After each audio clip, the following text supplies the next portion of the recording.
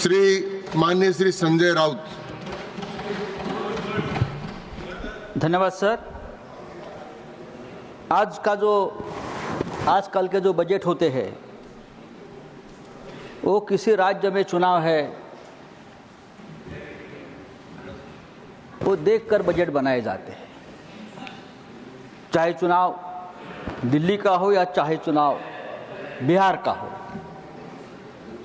उस बारे में कोई तकरार करने की, कंप्लेंट करने की ज़रूरत नहीं, सब हमारे देश के हिस्से है। अब बिहार का चुनाव है तो बिहार के लिए अगर बजट में कोई ज़्यादा दिया है तो हम उसका स्वागत करेंगे, लेकिन उसके साथ सभी राज्यों को भी अपना हिस्सा मिलना चाहिए। दूसरी बात है कि बिहार को पिछले बजट में 60,000 करोड़ दिया था, मेरे हिसाब से जो जानकारी मेरे पास है, पैकेज दिया था 60,000 करोड़ का, लेकिन उसमें से कितना खर्चा ये सरकार कर पाई है?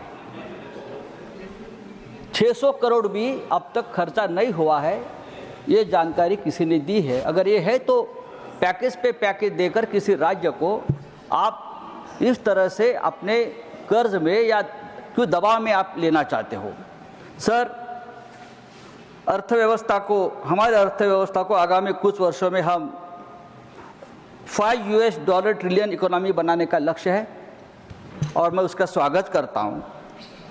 लेकिन उसके लिए जो इंफ्रास्ट्रक्चर खड़ा करना चाहिए, बहुत सी बातें करनी चाहिए, देश की जनता के लिए भी बहुत कुछ करने की ज़रूरत है। वो मुझे उसमें से बहुत सी कमियां ये बजट में दिखती है।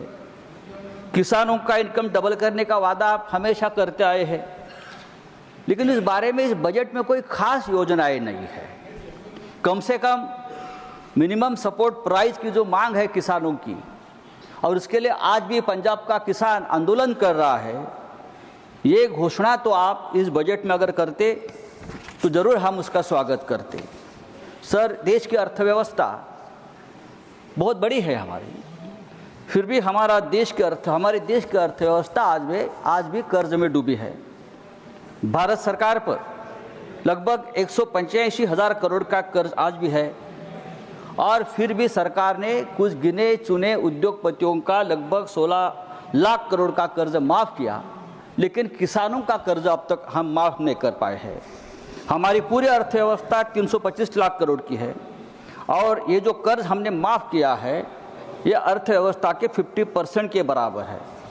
देश के हर व्यक्ति पर आज भी 1.25 लाख रुपए का कर्ज है। सर, सरकार कहती है कि मिडिल क्लास का बजट है। कैसे? आपने 12 लाख तक का इनकम टैक्स को छूट दी है, इसलिए ये बजट सिर्फ मिडिल क्लास का नहीं हो सकता। देश की आबादी लगभग 140 करोड़ के पार हो गई है, उसमें से ये 12 लाख रुपए इनकम पाने वाले कितने लोग हैं? इनकम टैक्स से ज़्यादा परेशान अगर आज लोग हैं तो वो जीएसटी से है। जीएसटी का भी सीधा असर इस देश के मिडिल क्लास पर हो रहा है। लोग मार्केट में जाते हैं, रोज़ लगने वाला सामान खरीदते हैं, और हर सामान पर ये कॉमन लोगों को जीएसटी पे करनी पड़ती है, और इसलिए महंगाई बढ़ गई है। अगर आपने इनकम टैक्स के साथ साथ जीएसटी के ऊपर भी कोई अच्छा एक पैकेज दे देते मिडिल क्लास के लिए, तो ये देश की जनता सचमुच खुश रहती, क्योंकि आज जीएसटी की वजह से महंगाई बढ़ी है, जीएसटी की वजह से व्यापारी खुश नहीं है, जीएसटी की वजह से बहुत सा एक बड़ा वर्ग है वो अपना कंजम्पशन कम कर रही है। ये सभी बातें हैं वो जीएसटी से जुड़ी है, लेकिन जीएसटी को आपने कोई कॉमन पीपल को जीएसटी के बारे में कोई आपने कंसेशन नहीं दिया है। दूसरी बात है सर कि आपने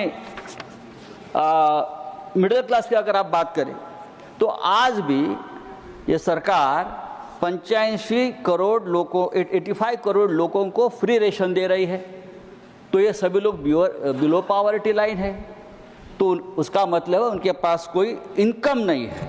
देश में 15% लोग ऐसे हैं जिनके पास कोई काम नहीं है, वो बेरोजगार है पूरी तरह से, उनका कोई इनकम नहीं है।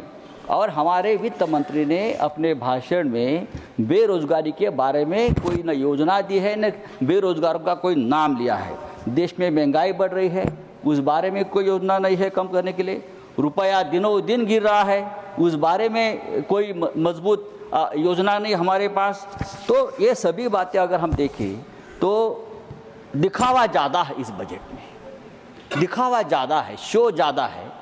और ये इतना शो है कि ये शो देखकर लोग भूल जाते, लोग भ्रमित हो जाते हैं, बड़ी बड़ी आप भाषण करते हैं।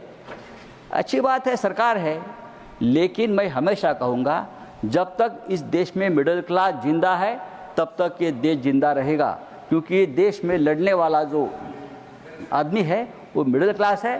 तो आने वाले दिनों में बजट हो या आपकी योजनाएं हो, मिडिल क्लास को, बिलो पॉवर्टी लाइन जो लोग हैं, वो सबको ध्यान में रखकर आपको आपकी योजनाएं तैयार करनी पड़ेगी। धन्यवाद। बहुत बहुत धन्यवाद रावत साहब। श्री बी